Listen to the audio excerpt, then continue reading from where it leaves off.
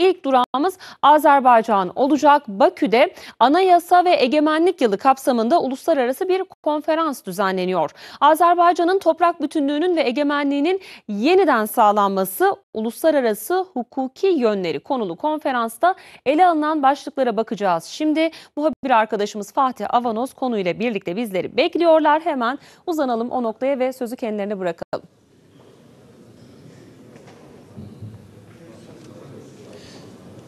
Kasım ayı Azerbaycan için özel bir ay. Hem zaferin kutlandığı bir haftası var. Zafer haftası, zafer günü.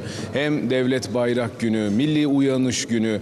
Kasım'da Azerbaycan'da gerçekten kullanılan, yapılan, düzenlenen etkinlikler, tedbirlerle dolu dolu aslında programlar olduğunu ifade etmem gerekiyor. Bugün de Azerbaycan'ın süverenliğini, egemenliğini, bağımsızlığını, toprak bütünlüğünü sağlamasıyla ilgili bir uluslararası konferans düzenleniyor.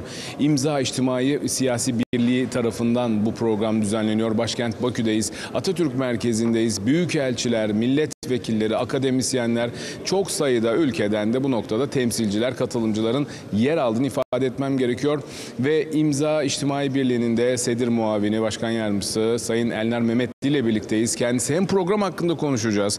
Azerbaycan artık 2 yıl aradan geçti. Elnar Bey, tam egemenlik, süverenlik sağlandı ama tabii ki daha artık Batı Azerbaycan meselesi var. Oradaki Azerbaycanlıların hakları var, hukuku var. Neler söylersiniz bu programla ilgili? Öncelikle size Fatih Bey ve bütün TRT ailesine teşekkür ederim. Buradan Azerbaycan'dan can Türkiye'mize, aziz milletimize, orada yaşayan 86 milyona salamlarımızı çatdırmaq istəyirik. Siz doğru vurguladınız. Azerbaycan için bu tarih çox önəmlidir. Özellikle Kasım ayı. Ne için? Çünkü 44 günlük vətən müharibəsi məhz Kasım ayının 9'undan 10'una keçən gecə, yəni başa çatdı. Azərbaycan dövlətinin müzəffər olması ilə bu müharibə, vətən müharibəsi yekunlaşdı və biz 30 illik həsrətdən sonra tarixi torpaqlarımıza qovuşmuş olduq. Bu nailiyyəti biz Müzəffər Ali Başkomandanımız Cənab Prezident İlham Əliyevin liderliyi altında bizim əziz şəhidlərimizin qanı, canı hesabına, qazilərimizin dirayəti hesabına, əskərlərimizin, generallarımızın qəhrəmanlığı sayəsində qazanmış olduq. Əlbəttə biz heç bir zaman can Türkiyəmizin bizə verdiyi dəstəyi, mənəvi dəstəyi unutmamışıq, unutmayacaq da. Hər zaman Cənab Prezident İlham Əliyev, Cənab Prezident Rəcəb Tayyip Ərdoğanın o dönəmdə Azərbaycana verdiyi müstəsna dəstəyi ki, özellikle vurğulamışdı ki, Azərbaycan bizim üçün qırmızı xəttir. Kimsə bu xətti keçəməz, tapdalayamaz. Əcdadımızın yaptığı kimi əsla çəkinməyiz, geri durmayacaq Azərbaycanın müdafiəsi savunması üçün. Biz bunu unutmamışıq. Bu baxımdan bugünün reallıqları var. Nədir o reallıqlar? Reallıqlar ondan ibarətdir ki, Türk Dövlətləri Təşkilatı bir reallıqdır, gerçəkdir. Türk dövlətlərinin birliyi bir gerçəkdir bugün. Bizim əcdadımız hər zaman nə demişdi? Biz dildə də, fikirdə də, əməldə də, işdə də yəni eyni düşünməliyik, eyni addım atmalıyıq. Bu önemli bir məfkurədir ki, bugün biz buna nail olmuşuq. İmza İçtimai Birliyi də yarandığı gündən əslində bu ideallar uğrunda, yəni Azərbaycanın və Türk dünyasının nailiyyətlərini bütün dünyaya çatdırmaq üçün çarpışıb, vuruşub. Bilirik ki, ideoloji müharibədə düşmən hər zaman bizim üstümüzə toplu şəkildə gəlib.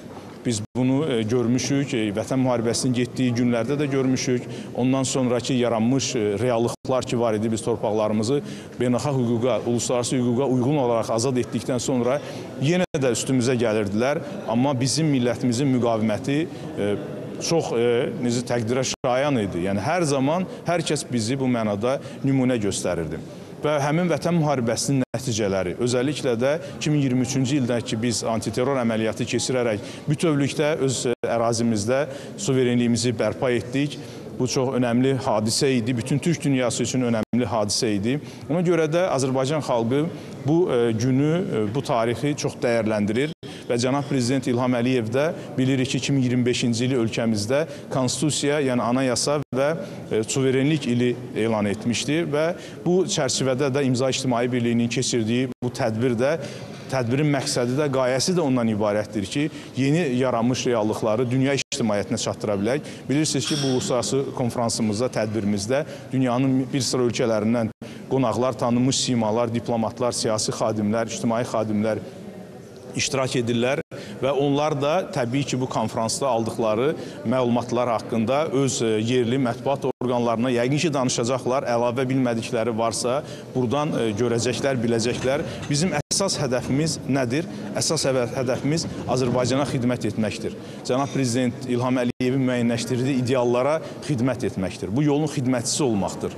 Ona görə də bizim bu tip tədbirlərimizin məqsədi də, qayəsi də, yenə təkrar edirəm, düşünürük ki, faydalı olacaq.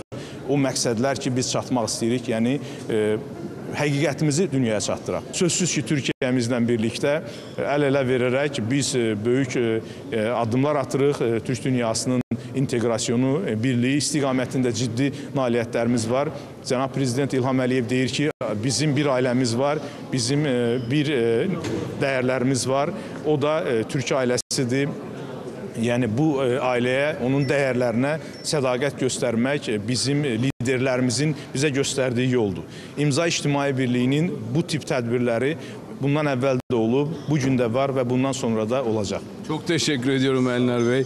Evet, İmza İçtimai Sosyal İnkişafa Destek İçtimai Birliği'nin Sedir Muavini Sayın Enler Mehmetli yayın konuğumuz oldu. Azerbaycan'ın o politikalarını bahsetti. İşte o politikaların hem içeride hem dışarıda yürüttüğü başarılı politikaların tüm dünyaya ulaştırılmasında ve bu tip uluslararası organizasyonlarda çok büyük etkisi olduğunu ifade etti. Dediğimiz gibi milletvekilleri, akademisyenler, birçok ülkeden tanınmış simalar bugün burada bu konferansa katılacak.